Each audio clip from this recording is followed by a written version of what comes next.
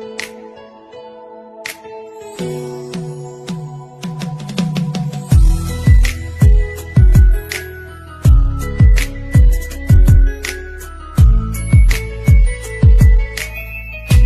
Friends, ನಮಸ್ತೆ, ಅಸ್ಸಲಾಮ್ ವಲೈಕುಮ್. Welcome back to my YouTube channel. ಬರೀ ಫ್ರೆಂಡ್ಸ್, ಇವತ್ತಿನ ಹೊಸ ವ್ಲಾಗನ್ನು ಸ್ಟಾರ್ಟ್ ಮಾಡೋಣ.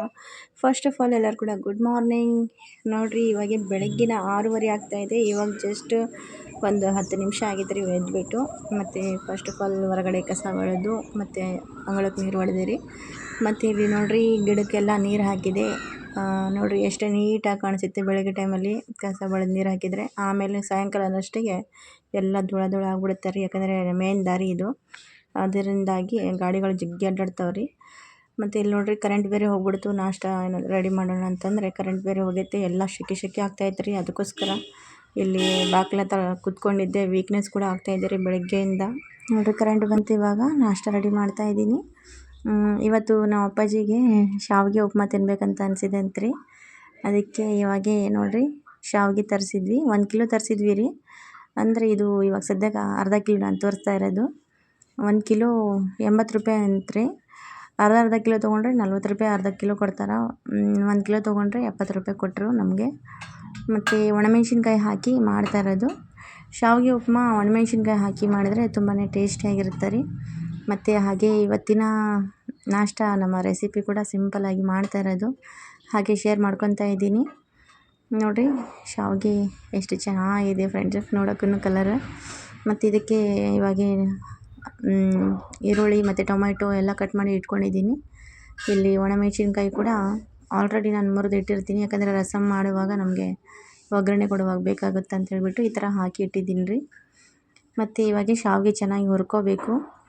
ನೋಡಿರಿ, ಶಾವಿಗೆ ಗೋಲ್ಡನ್ ಕಲರ್ ಬರೋವರೆಗೆ ಹುರ್ಕೊಂಡ್ರೆ ಶಾವಿಗೆ ಉಪ್ಮಾ ಚೆನ್ನಾಗಿ ಟೇಸ್ಟ್ ಕೂಡ ಆಗುತ್ತೆ. ಮತ್ತು ಬಿಡಿಯಾಗಿ ಬರುತ್ತೆ ಫ್ರೆಂಡ್ಸ್.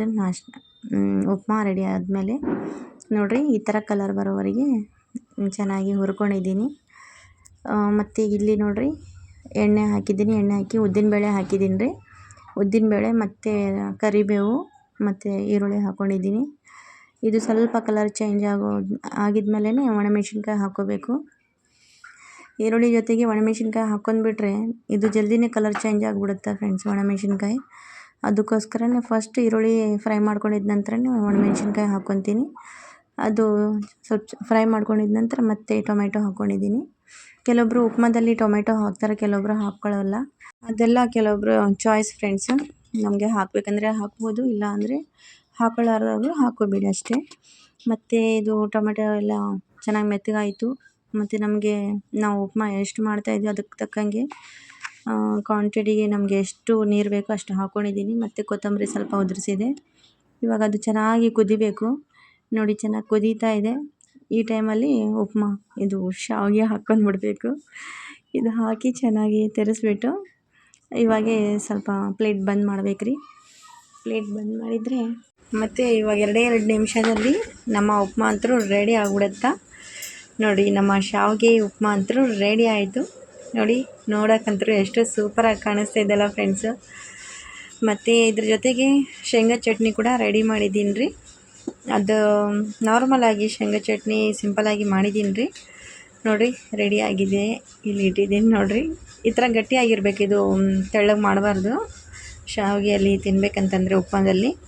ಮತ್ತು ನಾಷ್ಟ ಅಂತೂ ರೆಡಿಯಾಗಿದ್ದಲ್ರಿ. ಇಲ್ಲಿ ನಮ್ಮ ಅಪ್ಪಾಜಿಗೆ ನಾಷ್ಟ ಕೊಟ್ಟಿದ್ದೀನಿ. ಮತ್ತು ಒಂದು ಸೈಡು ನಮ್ಮ ಯಜಮಾನ್ರು ಮತ್ತು ನಮ್ಮ ಮಕ್ಕಳು ನಾಷ್ಟ ಮಾಡ್ತಾಯಿದ್ದಾರೆ ರೀ. ಇಲ್ಲಿ ನಮ್ಮ ಅಪ್ಪಾಜಿಗೆ ನಾಷ್ಟ ಕೊಟ್ಟಿದ್ದೀನಿ. ಫುಲ್ ಬಿಸಿ ಇದೆ. ನೋಡಿರಿ, ನಮ್ಮ ಮನೆಯಲ್ಲಂತೂ 8:00ವರೆಗೆ ನಾಷ್ಟ ಅಂತೂ ರೆಡಿ ಇರುತ್ತೆ ರೀ. ಯಾಕಂದರೆ ನಮ್ಮ ಅಪ್ಪಾಜಿಗೆ ಮೊದಲಿಂದ 8:00ವರೆಗೆ ನಾಷ್ಟ ರೆಡಿ ಇರಬೇಕು, ಅದೊಂಥರ ರೂಢಿ ಅವರಿಗೆ. ಮತ್ತು ನಮ್ಮ ಮನೆಯಲ್ಲೂ ಅದೇ ಟೈಮಿಂಗ್ ಇದೆ ರೀ ನಾಷ್ಟ ಮಾಡೋದು.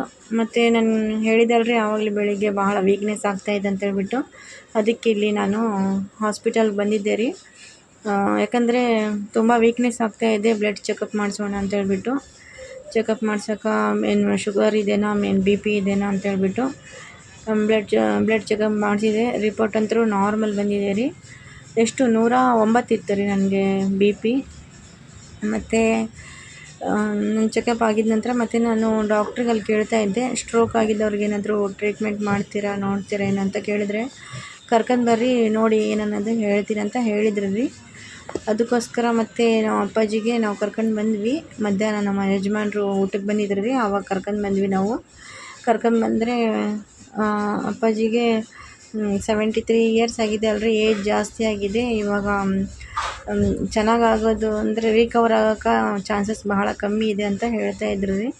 ಆದರೂ ಕೂಡ ಅವರಿಗೆ ಅಡ್ಮಿಟ್ ಮಾಡಬೇಕು. ಯೂರಿನ್ ಬ್ಯಾಗ್ ಇದೆಯಲ್ಲ, ಅದು ಜಾಸ್ತಿ ದಿನ ಹಾಕಬಾರ್ದು, ಇನ್ಫೆಕ್ಷನ್ ಆಗಿಬಿಡುತ್ತೆ ಮತ್ತೆ. ಅದಕ್ಕೆ ಅದು ತೆಗೆದ್ಬಿಡ್ರಿ, ಮತ್ತು ಅವರಾಗಿಯೇ ಯೂರಿನ್ ಬರ್ತಾ ಇದೆ ಅಂತ ಹೇಳಬೇಕು. ಆವಾಗಿನವರೆಗೆ ಅವ್ರಿಗೆ ಅಡ್ಮಿಟ್ ಮಾಡಿ 2 ಸಲೈನ್ ಬಾಟ್ಲ್ ಹಚ್ಚೋಣ. ಅವರಾಗಿ ಹೇಳಬೇಕು, ಅವ್ರಿಗೆ ಅದೊಂದು ಫೀಲ್ ಬರಬೇಕು, ಯೂರಿನ್ ಬರ್ತಾ ಇದೆ ಅನ್ನೋ ಥರ. ಅದಕ್ಕೋಸ್ಕರ ನೋಡೋಣ ಅಂತ ಹೇಳಿಬಿಟ್ಟು ಅಡ್ಮಿಟ್ ಮಾಡಿಸ್ಕೊಂಡಿದ್ರು ರೀ. ಅವ್ರಿಗೆ ಅಡ್ಮಿಟ್ ಮಾಡಿಸ್ಬಿಟ್ಟು ನಾನು ಈ ಕಡೆ ಮನೆಗೆ ಬಂದಿದ್ದೆ ರೀ. ಮನೆಗೆ ಬಂದು ಯಾಕಂದರೆ ನೀರು ಬಂದಿತ್ತು ಅಲ್ಲಿ.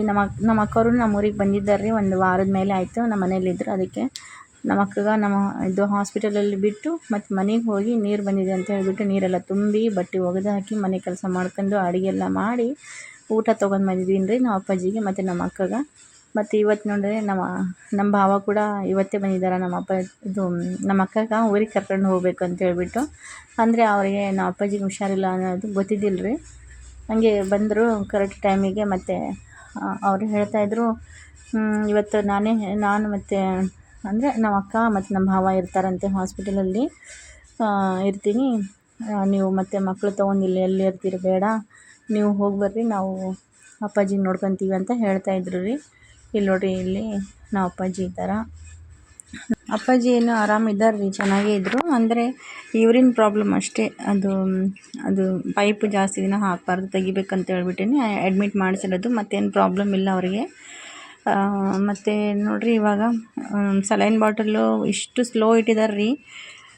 ಮಧ್ಯಾಹ್ನದಿಂದ ರಾತ್ರಿ 10 ಗಂಟೆ ಆದರೆ ಕೂಡ ಅದು ಸಲೈನ್ ಒಂದು ಕೂಡ ಖಾಲಿ ಆಗೇ ಇಲ್ಲ ಫ್ರೆಂಡ್ಸ್. ಇನ್ನು ಅವರಿಗೆ ಐತೆ ಹನಿ ಬಹಳ ಸ್ಲೋ, ಯಾಕಂದರೆ ಅರ್ಧ ಬಾಡಿ ವರ್ಕೌಟ್ ಆಗ್ತಾಯಿಲ್ಲಲ್ಲ, ಅದಕ್ಕೋಸ್ಕರ ಅವರಿಗೆ ಇದು ಸ್ಲೋ ಆಗಿ ಇಡ್ತಾರಂತೆ. ಅದು ಸಲೈನ್ ತುಂಬ ಸ್ಲೋ ಆಗಿ ಹೋಗಬೇಕಂತೆ, ಅದಕ್ಕೋಸ್ಕರ. ಮತ್ತು ಇನ್ನೊಂದು ಬಾಟ್ಲು ಹಚ್ಚೋದಿತ್ತು ರೀ, ಅದು ನಾಳೆವರೆಗೆ ಆಗುತ್ತೆ ಅಂತ ಹೇಳ್ತಾಯಿದ್ರು. ನಾಳೆ ಬೆಳಗ್ಗೆವರೆಗೆ, ನಾಳೆ ಡಿಸ್ಚಾರ್ಜ್ ಮಾಡ್ತೀವಿ ಅಂತ ಹೇಳ್ತಾಯಿದ್ರು. ಆಯ್ತು ಅಂತ ಹೇಳ್ಬಿಟ್ಟು ಮತ್ತು ನಮ್ಮ ಅಕ್ಕ ನಮ್ಮ ಭಾವ ಇರ್ತೀನಿ ಅಂತ ಅಂದಾರಲ್ರಿ. ಅದಕ್ಕೆ ಮತ್ತು ನಾವು ನಾಳೆ ಬೆಳಗ್ಗೆ ನಾಷ್ಟ ಎಲ್ಲ ಮಾಡ್ಕೊಂಡು ಬರ್ತೀವಿ ಅಂತ ಹೇಳಿಬಿಟ್ಟು ಮತ್ತು ಫಸ್ಟ್ ಅಪ್ಪಗೆ ಊಟ ಮಾಡಿಸಿದೆ. ಊಟ ಮಾಡಿಸಿದ ನಂತರ ಮತ್ತು ನಾವು ಈ ಕಡೆ ನಮ್ಮ ಅಕ್ಕವ್ರೂ ಊಟ ಮಾಡ್ಕೊಂಡ್ರು. ಅವರೆಲ್ಲ ಊಟ ಮಾಡ್ಕೊಂಡಿದ ನಂತರ ಬರೋಷ್ಟಿಗೆ ಮನೆಗೆ ಹೋಗ್ತಾಯಿದ್ವಿ. ಎಷ್ಟು ಗಂಟೆಗೆ ಗೊತ್ತಾ? 11:30 12 ಆಗ್ತಾಯಿತ್ತು ನೋಡಿರಿ.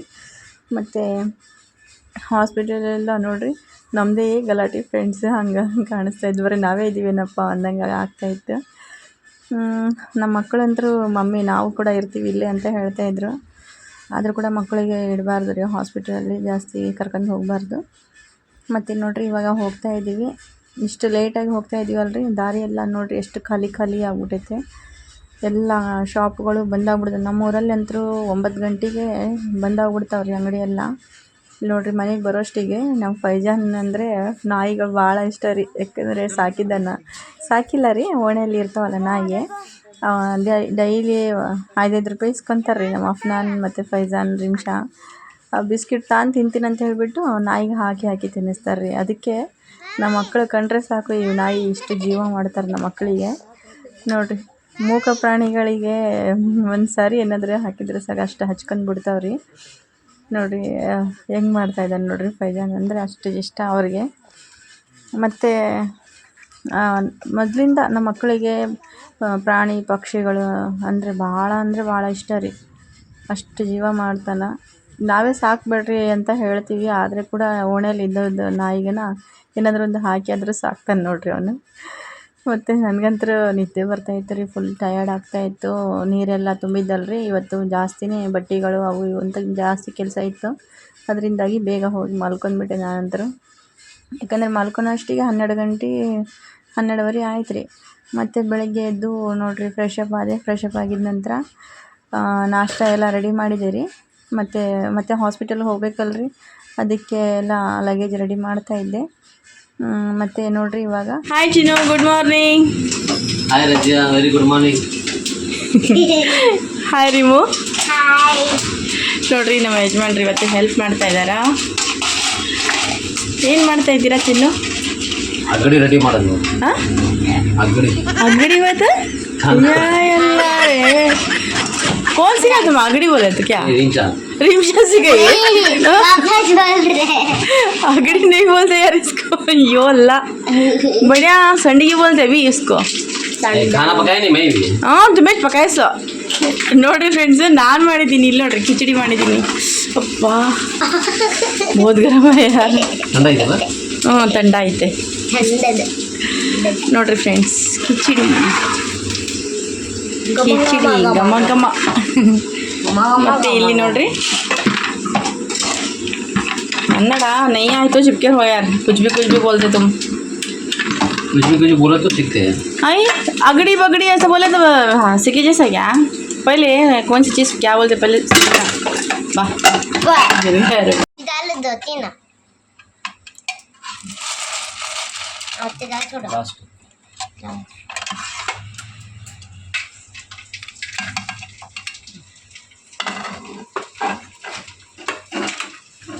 ನೋಡಿರಿ ಇಷ್ಟಕ್ಕೊಂದು ಫ್ರೈ ಮಾಡಿದ್ರು.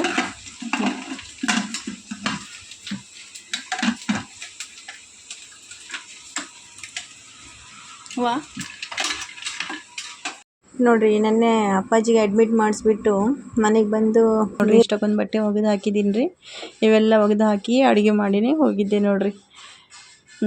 ನೀರು ಬಂದಾಗಂತರೂ ಜಗ್ಗಿ ಬಟ್ಟೆ ಇರ್ತಾವೆ ರೀ. ಒಂದು ನೀರು ಬರೋಕ್ಕಿಂತ ಮುಂಚೆನೇ 2 ದಿನ ಮುಂಚೆನೇ ನೀರು ಖಾಲಿ ಆಗಿಬಿಟ್ಟಿತ್ತು ರೀ. ಅದಕ್ಕೆ ಇಷ್ಟಕ್ಕೊಂದು 2-3 ದಿನದ ಬಟ್ಟೆ ರೀ ಇವು.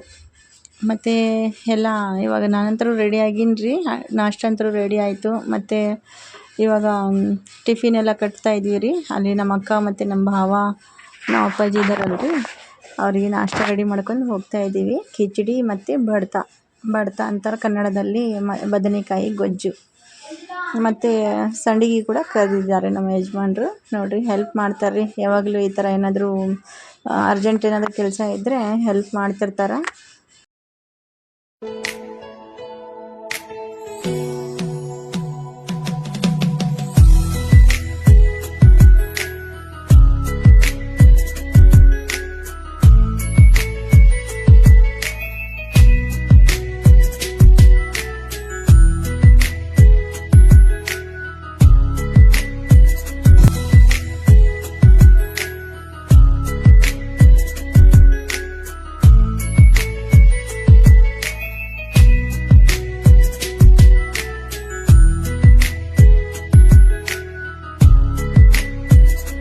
ನೋಡಿರಿ ಬುರ್ಕ ಕಟ್ಕೊಂಡು ನಾನಂತರ ರೆಡಿ ಆದೆ ಫ್ರೆಂಡ್ಸ್.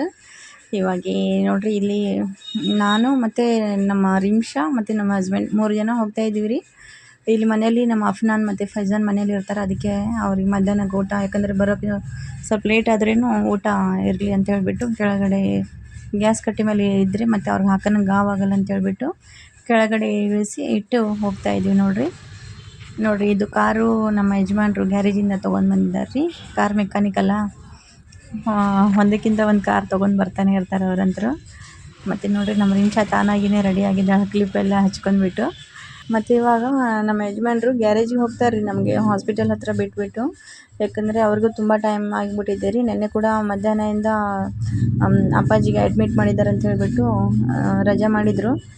ಮತ್ತು ಇವತ್ತು ಕೆಲ್ಸಕ್ಕೆ ಹೋಗ್ತಾರೆ ರೀ ಅವರು, ಹಾಸ್ಪಿಟಲ್ ಹತ್ರ ಬಿಟ್ಟು.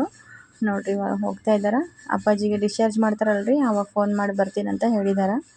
ಮತ್ತು ಇವಾಗ ನಮ್ಮ ಅಕ್ಕ ಊರಿಂದ ಬಂದಿದ್ದಾಳ, ಇಂಥ ಟೈಮಲ್ಲಿ ಇದ್ದಾಳಂದರೆ ನಮಗೆ ಎಷ್ಟೋ ಹೆಲ್ಪ್ ಆಯ್ತು ರೀ. ಯಾಕಂದರೆ ನಾವು ಯಾವಾಗಲೂ ಅಪ್ಪಾಜಿಗೆ ಅಡ್ಮಿಟ್ ಮಾಡಿಸಿದಾಗ ಮಕ್ಳಿಗೆ ನೋಡ್ಕೋಬೇಕಾ ಅಪ್ಪಗೆ ನೋಡ್ಕೋಬೇಕು ಅಂದಂಗೆ ಆಗ್ಬಿಡ್ತಿತ್ತು. ಅದರಿಂದಾಗಿ ಕರೆಕ್ಟ್ ಟೈಮಿಗೆ ಅಕ್ಕ ಇದ್ಲು, ಎಷ್ಟೋ ಹೆಲ್ಪ್ ಆಯಿತು ಅಕ್ಕನಿಂದ.